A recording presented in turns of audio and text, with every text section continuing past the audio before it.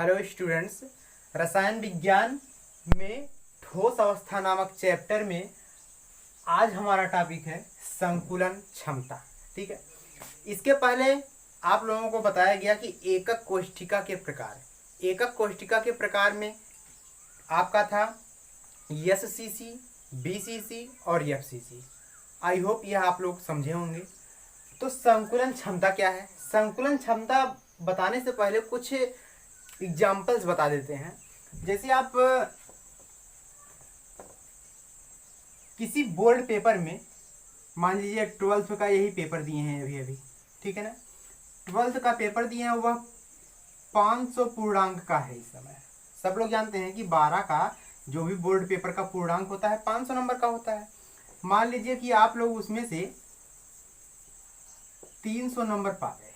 ठीक है, 300 नंबर पा गए तो कितना परसेंटेज बना? क्या लिखते हैं आप लोग? बटे में टोटली पूर्णांक लिखते हैं और जितना नंबर पाए हैं उसको ऊपर लिखते हैं और गुणे प्रतिशत में बदलने के लिए कितना कर देते हैं हम लोग? 100। यानी ऑब्टेन्ड मार्क, यानी कितना नंबर आप लोग पाए हुए हैं उसको बटे टोटली मार्क गुणे 100। यह इससे कैंसिल होता है, 5 6 के 30, 60% आता है। तो इसी प्रकार से संकुलन क्षमता ज्ञात होगी। जैसे मान लीजिए क्लास है, कोई क्लासरूम में कुछ बच्चे बैठे हुए हैं, ठीक है ना। क्लासरूम में कुछ बच्चे बैठे हुए हैं। अब क्लास का कितना आयतन है और बच्चों का कितना आयतन है, दोनों का अलग अलग होगा ना। तो इसकी संकुलन क्षमता कैसे निकलेगी? बटे में क्या होगा? क्लास का आयतन, कमरे का आयतन। बटे में क्या होगा? कमरे का आयतन और ऊपर क्या होगा? जितने बच्चे बैठे हैं उस स्थान का आयतन, उतने का आयतन। ठीक है ना। तो उसी प्रकार से एकक कोष्ठिका, ध्यान से देखिए, यह एक एकक कोष्ठिका बनाया गया है। ठीक है ना। एकक कोष्ठिका घनीय है। अब एकक कोष्ठिका में जो अणु होते हैं, आयनिक अणु होते हैं, वह कैसे होते हैं? गोलाकार होते हैं। ठीक है, तो वह कहाँ स्थित होते हैं? एकक कोष्ठिका के प्रत्येक कोनों पर। और प्रत्येक कितने कोने होते हैं? 8 कोने होते हैं। तो प्रत्येक कोनों पर आपका एकक कोष्ठिका स्थित होता है। यही आपका एकक कोष्ठिका है। और यह किसके आकार के होते हैं? ये गोले के आकार के ही तो होते हैं। तो गोले के आकार का बना दिया गया, सभी कोनों पर स्थित है ये। ठीक है, और यहाँ पर भी स्थित होगा भाई, और यहाँ पर भी स्थित होगा। यानी प्रत्येक कोनों पर स्थित होता है अणु, आयनिक अणु प्रत्येक कोनों पर स्थित होता है और वह एक गोले के आकार का होता है। तो यह आपका बाहरी वाला पार्ट तो लिया नहीं जाएगा। ठीक है, अंदर ही तो आपका जितने अणु है स्थित रहेंगे। तो यह आपका क्या है? एक एकक कोष्ठिका है। तो एकक कोष्ठिका के जो आयनिक अणु होते हैं, संपूर्ण आयतन का जितना भाग घेरे रहते हैं वही आपकी संकुलन क्षमता कहलाती है। तो एकक कोष्ठिका में देखिए, यह स्थान सभी खाली है ना, और घेरे हुए हैं, यही सब घेरे हुए हैं, यह घिरा हुआ है, यह घिरा हुआ है, यह सभी घिरे हुए हैं। तो एकक कोष्ठिका के संपूर्ण आयतन का जो आयनिक कण होते हैं, जितना भाग घेरे रहते हैं, वही संकुलन क्षमता कहलाती है। ठीक है, तो उसकी परिभाषा देख लीजिए। लिखे हैं हम कि एकक कोष्ठिका के अवयवी कण एकक कोष्ठिका के संपूर्ण आयतन का जितना भाग घेरते हैं उसकी संकुलन क्षमता कहलाती है। ठीक है ना। तो संकुलन क्षमता की परिभाषा क्या, फार्मूला क्या हो जाएगा? देखिए, संकुलन क्षमता बराबर, ध्यान से देखिएगा, आपका बटे में किसका आयतन रहेगा?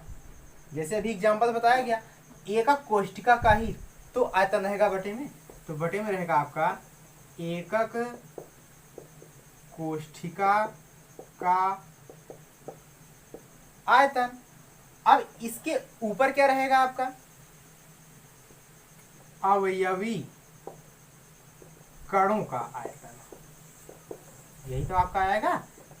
कितना नंबर पाए हैं? टोटली नंबर इतना है, टोटली नंबर इतना है बोर्ड पेपर का, और इतना नंबर पाए हैं, उसी हिसाब से यह एकक कोष्ठिका है। एकक कोष्ठिका का कितना आयतन है बटे में हो गया, और ऊपर क्या होगा? अवयवी कण जितने हैं उसका आयतन। यह आपकी संकुलन क्षमता का है। यहाँ तक हो गया। इसके बाद आ जाएगा आपका संकुलन क्षमता बराबर, देखिए ध्यान से, अवयवी कणों का आयतन थोड़ा सा चेंज कर सकते हैं। कैसे? अवयवी कणों का आयतन ज्ञात करने के लिए यहाँ पर अवयवी कण तो कई हैं, प्रत्येक कोनों पर स्थित है, ठीक है ना। तो लिखेंगे एक या अवयवी कणों की संख्या, अवयवी कणों की संख्या गुणे एक कण का आयतन, ठीक है। अवयवी कणों का आयतन कैसे पता होगा? अवयवी कणों का आयतन ज्ञात करने के लिए ये देखते हैं कि अवयवी कणों की संख्या कितनी है। अवयवी कणों की संख्या हो गई और टोटल गुणे क्या कर देंगे, एक कण का आयतन। क्यों? क्योंकि सभी कण का आयतन जो है वह समान है, सभी अवयवी कणों का आयतन समान है। अगर हम उसमें से क्या ले लें, एक कण यानी कणों की संख्या ले लें, जितने भी कणों की संख्या है, 8 है, 9 है, जितने भी हैं, और एक कण का आयतन लेने की, एक कण का आयतन कितना है, तो हमारा अवयवी कणों की संख्या पता हो जाएगी। और बटे में क्या है आपका, एकक कोष्ठिका का आयतन। याद रखोगे आपका।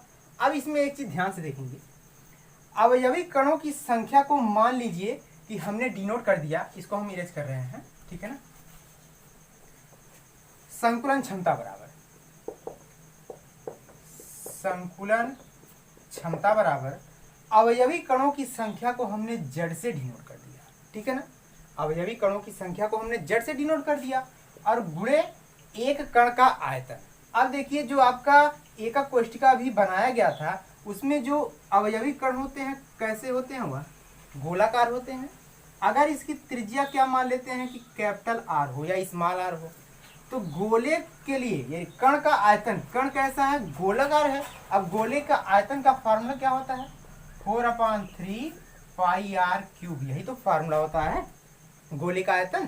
तो कण का आयतन हो गया और बटे में है आपका एकक कोष्ठिका का आयतन। अब एकक कोष्ठिका आपका कैसा था, घनीय था ही। एकक कोष्ठिका आपका कैसा था, घनीय था, यही तो बना था आपका। एकक कोष्ठिका आपका घनीय बना हुआ था। अब एकक कोष्ठिका के प्रत्येक भुजा की लंबाई तो समान होगी, घनीय है, उसकी भुजा की लंबाई सभी समान होगी।